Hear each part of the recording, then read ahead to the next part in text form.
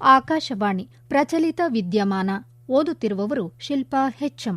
ವಿಷಯ: ಮಹಿಳಾ ನೇತೃತ್ವದ ಆರ್ಥಿಕ ಸಬಲೀಕರಣ ಮತ್ತು ಸುಧಾರಿತ ಜೀವನೋಪಾಯದ ಅವಕಾಶಗಳು. ಬರಹಕೃಪೆ ಭಾರತ ಸರ್ಕಾರದ ವಾರ್ತಾ ಶಾಖೆ.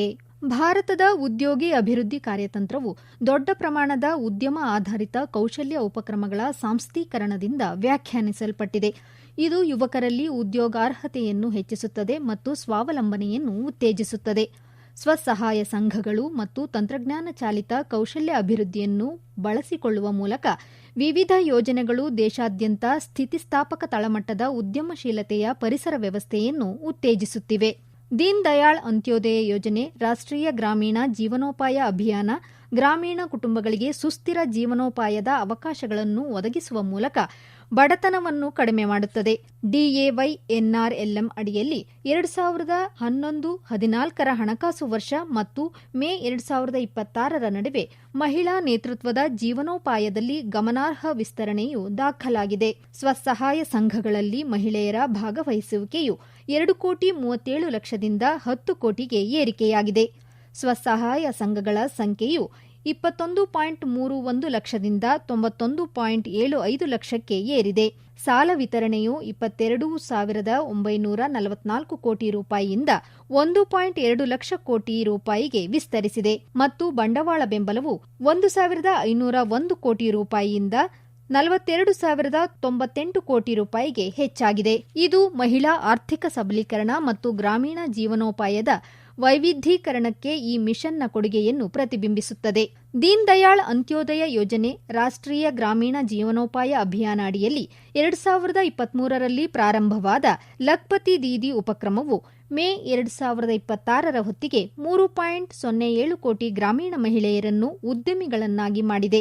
ಈ ಉಪಕ್ರಮವು ಸ್ವಸಹಾಯ ಸಂಘಗಳೊಂದಿಗೆ ಸಂಬಂಧ ಹೊಂದಿರುವ ಮಹಿಳೆಯರಿಗೆ ವಾರ್ಷಿಕ 1 ಲಕ್ಷ ರೂಪಾಯಿಗೂ ಅಧಿಕ ಕುಟುಂಬ ಆದಾಯ ಗಳಿಸಲು ಸಬಲೀಕರಣಗೊಳಿಸುತ್ತದೆ. 2023ರಲ್ಲಿ ಪ್ರಾರಂಭವಾದ ನಮೋ ಡ್ರೋನ್ ದೀದಿ ಉಪಕ್ರಮದ ಅಡಿಯಲ್ಲಿ 2023-24ರಲ್ಲಿ 500 ಡ್ರೋನ್ಗಳನ್ನು ವಿತರಿಸಲಾಯಿತು.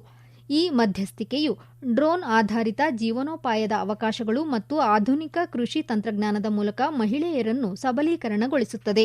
ಗ್ರಾಮೀಣಾಭಿವೃದ್ಧಿಯ ಪ್ರಮುಖ ಉತ್ತೇಜಕವೆಂದರೆ ಗ್ರಾಮೀಣ ಸಮುದಾಯಗಳೊಂದಿಗೆ ನಿರಂತರ ಸಂಪರ್ಕವನ್ನು ಸುಗಮಗೊಳಿಸುವ ಸ್ಥಳೀಯ ಸಂಪನ್ಮೂಲ ವ್ಯಕ್ತಿಗಳ ಉಪಸ್ಥಿತಿ. ಮಾನ್ಯತೆ ಪಡೆದ ಸಾಮಾಜಿಕ ಆರೋಗ್ಯ ಕಾರ್ಯಕರ್ತೆಯರು, ಅಂಗನವಾಡಿ ಕಾರ್ಯಕರ್ತೆಯರು, ಸ್ವಚ್ಛತಾ ಸೇನಾನಿಗಳು ಮತ್ತು ಸಮುದಾಯ ಸಂಪನ್ಮೂಲ ವ್ಯಕ್ತಿಗಳು ಸೇರಿದಂತೆ ಮುಂಚೂಣಿ ಕಾರ್ಯಕರ್ತರ ಮೀಸಲಾದ ಜಾಲವು ಯೋಜನೆಯ ಫಲಿತಾಂಶಗಳನ್ನು ಕೊನೆಯ ಹಂತದವರೆಗೆ ತಲುಪಿಸುವಲ್ಲಿ ಪ್ರಮುಖ ಪಾತ್ರ ವಹಿಸುತ್ತದೆ. ಆರೋಗ್ಯ, ಪೌಷ್ಟಿಕಾಂಶ, ಶಿಕ್ಷಣ, ಕೃಷಿ, ಉದ್ಯಮಶೀಲತೆ, ಬ್ಯಾಂಕಿಂಗ್ ಮತ್ತು ವಿಮೆಯಂತಹ ವಿಷಯಾಧಾರಿತ ಕ್ಷೇತ್ರಗಳಲ್ಲಿ ಸೇವೆ ಸಲ್ಲಿಸುತ್ತಿರುವ 9 ಲಕ್ಷಕ್ಕೂ ಹೆಚ್ಚು ಸಿಆರ್ಪಿಗಳು ಪ್ರಸ್ತುತ ಸಕ್ರಿಯರಾಗಿದ್ದಾರೆ. 50,548ಕ್ಕೂ ಹೆಚ್ಚು ಬ್ಯಾಂಕ್ ಸಖಿಯರು ಮಹಿಳೆಯರಿಗೆ ಬ್ಯಾಂಕಿಂಗ್ ಸೇವೆಗಳು, ವಹಿವಾಟುಗಳು ಮತ್ತು ಸಾಲ ಪಡೆಯಲು ಬೆಂಬಲ ನೀಡುತ್ತಾರೆ. 1.91 ಲಕ್ಷ ಕೃಷಿ ಸಖಿಯರು, 2,012 ಮತ್ಸ್ಯ ಸಖಿಯರು ಮತ್ತು 1.70 ಲಕ್ಷ ಪಶು ಸಖಿಯರ ಉಪಸ್ಥಿತಿಯಿಂದ ಜೀವನೋಪಾಯ ಬೆಂಬಲವು ವಿಸ್ತರಿಸುತ್ತಿದೆ. ತಳಮಟ್ಟದಲ್ಲಿ ನಿರ್ಗತಿಕರಿಗೆ ಕೃಷಿ ಮತ್ತು ಪಶುಸಂಗೋಪನಾ ಚಟುವಟಿಕೆಗಳಿಗೆ ಬೆಂಬಲ ನೀಡುವಲ್ಲಿ ಅವರು ನಿರ್ಣಾಯಕ ಪಾತ್ರವನ್ನು ವಹಿಸುತ್ತಾರೆ. ಕೇಂದ್ರ ಬಜೆಟ್ 2026-27ರಲ್ಲಿ ಘೋಷಿಸಲಾದ self help entrepreneur mart, she mart ಸ್ವಸಹಾಯ ಸಂಘಗಳ ಪರಿಸರ ವ್ಯವಸ್ಥೆಯ ಅಡಿಯಲ್ಲಿ ಮಹಿಳೆಯರಿಗಾಗಿ ಮೀಸಲಾದ ಚಿಲ್ಲರೆ ವ್ಯಾಪಾರ ಮಳಿಗೆಗಳನ್ನು ರಚಿಸುವ ಗುರಿಯನ್ನು ಹೊಂದಿದೆ. ಇವುಗಳನ್ನು ಸ್ವಸಹಾಯ ಸಂಘಗಳ ಒಕ್ಕೂಟಗಳಿಂದ ನಿರ್ವಹಿಸಲ್ಪಡುವ ಸಮುದಾಯ ಮಾಲೀಕತ್ವದ ಮಳಿಗೆಗಳಾಗಿ ಯೋಜಿಸಲಾಗಿದೆ. ಇದು ಮಹಿಳೆಯರು ನೇರವಾಗಿ ಗ್ರಾಹಕರಿಗೆ ಮಾರಾಟ ಮಾಡಲು, ತಮ್ಮ ಉತ್ಪನ್ನಗಳ ಲಭ್ಯತೆಯನ್ನು ಹೆಚ್ಚಿಸಲು ಮತ್ತು ಮಧ್ಯವರ್ತಿಗಳ ಮೇಲಿನ ಅವಲಂಬನೆಯನ್ನು ಕಡಿಮೆ ಮಾಡಲು ಅನುವು ಮಾಡಿಕೊಡುತ್ತದೆ. ದೀನ್ ದಯಾಳ್ ಅಂತ್ಯೋದಯ ಯೋಜನೆ, ರಾಷ್ಟ್ರೀಯ ನಗರ ಜೀವನೋಪಾಯ ಅಭಿಯಾನವು 2013ರಿಂದ 2024ರವರೆಗೆ ಸಕ್ರಿಯವಾಗಿತ್ತು.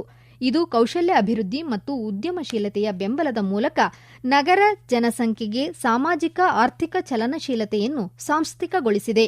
ಏಪ್ರಿಲ್ 2014 ಮತ್ತು ಜುಲೈ 2024 ನಡುವೆ ಈ ಮಿಷನ್ 9.55 ಲಕ್ಷ ಸ್ವಸಹಾಯ ಸಂಘಗಳ ರಚನೆಯನ್ನು ಸುಗಮಗೊಳಿಸಿತು ಮತ್ತು 6.58 ಲಕ್ಷ ಗುಂಪುಗಳಿಗೆ ಆವರ್ತಕ ನಿಧಿಯನ್ನು ಒದಗಿಸಿತು.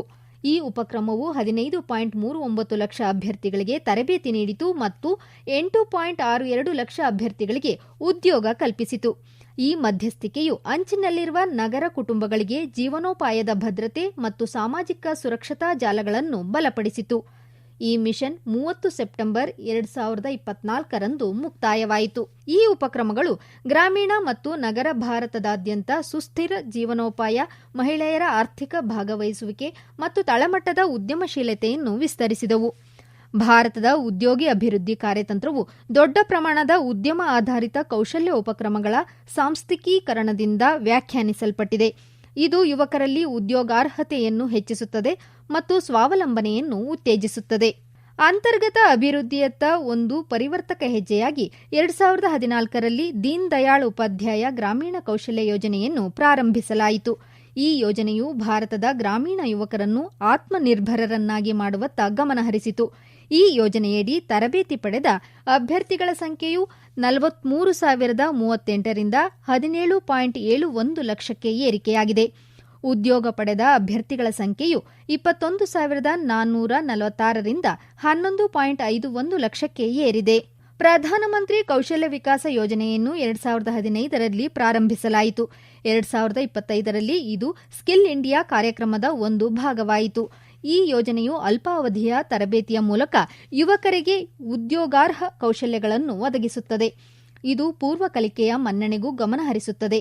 ಪಿಎಂಕೆವೈ ಅಡಿಯಲ್ಲಿ ಪ್ರಾರಂಭದಿಂದ ಇಲ್ಲಿಯವರೆಗೆ 1.64 ಕೋಟಿಗೂ ಹೆಚ್ಚು ಯುವಕರು ಕೌಶಲ್ಯ ತರಬೇತಿಯನ್ನು ಪಡೆದಿದ್ದಾರೆ. ಏಪ್ರಿಲ್ 2024ರಿಂದ ಮಾರ್ಚ್ 2026ರ ನಡುವೆ 10.91 ಲಕ್ಷ ಅಭ್ಯರ್ಥಿಗಳಿಗೆ ತರಬೇತಿ ನೀಡಲಾಗಿದೆ. ಒಟ್ಟು 69 ಕಸ್ಟಮೈಸ್ಡ್ ಕೋರ್ಸ್ಗಳು ಮತ್ತು 154 ಭವಿಷ್ಯದ ಕೌಶಲ್ಯದ ಉದ್ಯೋಗ ಪಾತ್ರಗಳನ್ನು ಪರಿಚಯಿಸಲಾಗಿದೆ. ಪಿಎಂಕೆವೈ 4.0 ಅಡಿಯಲ್ಲಿ 38 ವಲಯಗಳಲ್ಲಿ 27.43 ಲಕ್ಷ ಅಭ್ಯರ್ಥಿಗಳಿಗೆ ತರಬೇತಿ ನೀಡಲಾಗಿದೆ. ಇದು ಎಐ ಮತ್ತು ಇಂಡಸ್ಟ್ರಿ 4.0 ನಂತಹ ಉದಯೋನ್ಮುಖ ಕೌಶಲ್ಯಗಳ ಮೇಲೆ ಕೇಂದ್ರೀಕರಿಸುತ್ತದೆ. 16,900ಕ್ಕೂ ಹೆಚ್ಚು ಸಂಸ್ಥೆಗಳು ಪಿಎಂಕೆವೈ 4.0 ಅನ್ನು ಜಾರಿಗೆ ತರುತ್ತಿವೆ. ಇದರಲ್ಲಿ ಶಾಲೆಗಳು, ಉನ್ನತ ಶಿಕ್ಷಣ ಸಂಸ್ಥೆಗಳು ಮತ್ತು ಐಟಿಐಗಳಾದ್ಯಂತ ಇರುವ 6,800ಕ್ಕೂ ಹೆಚ್ಚು ಸ್ಕಿಲ್ ಹಬ್ಗಳು ಸೇರಿವೆ. ಈ ಮಧ್ಯಸ್ಥಿಕೆಗಳು ಉದ್ಯಮ ಆಧಾರಿತ ತರಬೇತಿ ಮತ್ತು ಕೌಶಲ್ಯ ಅಭಿವೃದ್ಧಿಯ ಮೂಲಕ ಉದ್ಯೋಗಿ ಸಾಮರ್ಥ್ಯಗಳನ್ನು ಬಲಪಡಿಸಿವೆ. ಉದ್ಯೋಗ ಖಾತರಿ ಮತ್ತು ಕಾರ್ಮಿಕ ಉಪಕ್ರಮಗಳು ಆದಾಯದ ಭದ್ರತೆ, ಗ್ರಾಮೀಣ ಸ್ಥಿತಿಸ್ಥಾಪಕತ್ವ ಮತ್ತು ಸಾಮಾಜಿಕ ರಕ್ಷಣೆಯನ್ನು ಬಲಪಡಿಸಿವೆ. Viksit Bharat guarantee for Rozgar and Ajeevika mission Gramin, ಇದನ್ನು ಹಿಂದೆ ಎಂಜಿಎನ್ಆರ್ಇಜಿಎ ಎಂದು ಕರೆಯಲಾಗುತ್ತಿತ್ತು. ಇದು ಶಾಸನಬದ್ಧ ವೇತನ ಉದ್ಯೋಗ ಖಾತರಿಯನ್ನು ಹೆಚ್ಚಿಸುವತ್ತ ಗಮನಹರಿಸುತ್ತದೆ. ಇದು ಪ್ರತಿ ಹಣಕಾಸು ವರ್ಷದಲ್ಲಿ ಪ್ರತಿ ಗ್ರಾಮೀಣ ಕುಟುಂಬಕ್ಕೆ 125 ದಿನಗಳ ಉದ್ಯೋಗವನ್ನು ಒದಗಿಸುತ್ತದೆ. ಈ ಯೋಜನೆಯ ಅಡಿಯಲ್ಲಿ ವ್ಯಕ್ತಿ ದಿನಗಳ ಸೃಷ್ಟಿಯು 2006ರಿಂದ 2014ರ ಆರ್ಥಿಕ ವರ್ಷದಲ್ಲಿದ್ದ 1,660 ಕೋಟಿಯಿಂದ 2014ರಿಂದ 2025ರ ಆರ್ಥಿಕ ವರ್ಷದಲ್ಲಿ 3,036.7 ಕೋಟಿಗೆ ಏರಿಕೆಯಾಗಿದೆ. ಇದೇ ಅವಧಿಯಲ್ಲಿ ಬಿಡುಗಡೆಯಾದ ಕೇಂದ್ರ ನಿಧಿಯು 2,13,220 ಕೋಟಿ ರೂಪಾಯಿಯಿಂದ 7,81,635.65 ಕೋಟಿ ರೂಪಾಯಿಗೆ ಏರಿದೆ. ಪೂರ್ಣಗೊಂಡ ಕಾಮಗಾರಿಗಳು 153 ಲಕ್ಷದಿಂದ 809.5 ಲಕ್ಷಕ್ಕೆ ಹೆಚ್ಚಾಗಿವೆ. ಮಹಿಳೆಯರ ಭಾಗವಹಿಸುವಿಕೆಯು 2013ರಿಂದ 2014ರ ಆರ್ಥಿಕ ವರ್ಷದಲ್ಲಿದ್ದ 48%ರಿಂದ 2024ರಿಂದ 2025ರ ಆರ್ಥಿಕ ವರ್ಷದಲ್ಲಿ 58.19%ಕ್ಕೆ ಏರಿಕೆಯಾಗಿದೆ. 2026-27ರ ಆರ್ಥಿಕ ವರ್ಷದಲ್ಲಿ ಇಲ್ಲಿಯವರೆಗೆ 41.07 ಕೋಟಿ ವ್ಯಕ್ತಿ ದಿನಗಳನ್ನು ಅನುಮೋದಿಸಲಾಗಿದ್ದು, ಅದರಲ್ಲಿ 9.76 ಕೋಟಿ ವ್ಯಕ್ತಿ ದಿನಗಳನ್ನು ಸೃಷ್ಟಿಸಲಾಗಿದೆ. 78.99 ಲಕ್ಷ ಕುಟುಂಬಗಳಿಗೆ ಉದ್ಯೋಗವನ್ನು ಒದಗಿಸಲಾಗಿದ್ದು, ಇದು 98.83 ಲಕ್ಷ ವ್ಯಕ್ತಿಗಳನ್ನು ಒಳಗೊಂಡಿದೆ. ಈ ಶ್ರಮ್ ಪೋರ್ಟಲ್ ಅನ್ನು 2021ರಲ್ಲಿ ಆಧಾರ್ ಸಂಖ್ಯೆಗೆ ಲಿಂಕ್ ಮಾಡಲಾದ ಅಸಂಘಟಿತ ಕಾರ್ಮಿಕರ ಸಮಗ್ರ ರಾಷ್ಟ್ರೀಯ ಡೇಟಾಬೇಸ್ ಅನ್ನು ರಚಿಸಲು ಪ್ರಾರಂಭಿಸಲಾಯಿತು. ಇದು ಸ್ವಯಂ ಘೋಷಣೆಯ ಆಧಾರದ ಮೇಲೆ ಅಸಂಘಟಿತ ಕಾರ್ಮಿಕರನ್ನು ನೋಂದಾಯಿಸುತ್ತದೆ ಮತ್ತು ಯೂನಿವರ್ಸಲ್ ಅಕೌಂಟ್ ನಂಬರ್ಗಳನ್ನು ನೀಡುತ್ತದೆ. ಈ ಪೋರ್ಟಲ್ನಲ್ಲಿರುವ ನೋಂದಣಿಗಳ ಸಂಖ್ಯೆಯು 14.40 ಕೋಟಿಯಿಂದ 31.64 ಕೋಟಿಗೆ ಹೆಚ್ಚಾಗಿದೆ. ಸೂಕ್ಷ್ಮ ಉದ್ಯಮಶೀಲತೆಯ ಉಪಕ್ರಮಗಳು ಸಣ್ಣ ಉದ್ಯಮಿಗಳು ಮತ್ತು ಅನೌಪಚಾರಿಕ ಕಾರ್ಮಿಕರಿಗೆ ಸಾಲದ ಪ್ರವೇಶ, ಮಾರುಕಟ್ಟೆ ಅವಕಾಶಗಳು ಮತ್ತು ಜೀವನೋಪಾಯದ ಭದ್ರತೆಯನ್ನು ಬಲಪಡಿಸಿವೆ. 2023ರಲ್ಲಿ ಪ್ರಾರಂಭವಾದ ಪಿಎಂ ವಿಶ್ವಕರ್ಮ ಯೋಜನೆಯು ಸಾಂಪ್ರದಾಯಿಕ ಕುಶಲಕರ್ಮಿಗಳಿಗೆ ಸಮಗ್ರ ಬೆಂಬಲ ಚೌಕಟ್ಟನ್ನು ಒದಗಿಸುತ್ತದೆ. ಇದು ವೃತ್ತಿಪರ ಪರಂಪರೆ ಮತ್ತು ಕರಕುಶಲ ಕೌಶಲ್ಯಗಳನ್ನು ಸಂರಕ್ಷಿಸಲು ಆದ್ಯತೆ ನೀಡುತ್ತದೆ. ಈ ಯೋಜನೆಯು ಸೆಪ್ಟೆಂಬರ್ 2025ರ ವೇಳೆಗೆ 30 ಲಕ್ಷ ಫಲಾನುಭವಿಗಳನ್ನು ತಲುಪುವ ಗುರಿಯನ್ನು ಸಾಧಿಸಿತು. ಮೇ 2026ರ ಹೊತ್ತಿಗೆ ಈ ಕಾರ್ಯಕ್ರಮವು 30 ಲಕ್ಷಕ್ಕೂ ಹೆಚ್ಚು ಕುಶಲಕರ್ಮಿಗಳನ್ನು ನೋಂದಾಯಿಸಿದೆ. ಅವರಲ್ಲಿ 23.97 ಲಕ್ಷ ಜನರು ವಿಶೇಷ ಕೌಶಲ್ಯ ತರಬೇತಿಯನ್ನು ಪಡೆದಿದ್ದಾರೆ. 16 ಲಕ್ಷ ಮಂದಿಗೆ ಆಧುನಿಕ ಉಪಕರಣ ಕಿಟ್ಗಳನ್ನು ನೀಡಲಾಗಿದೆ.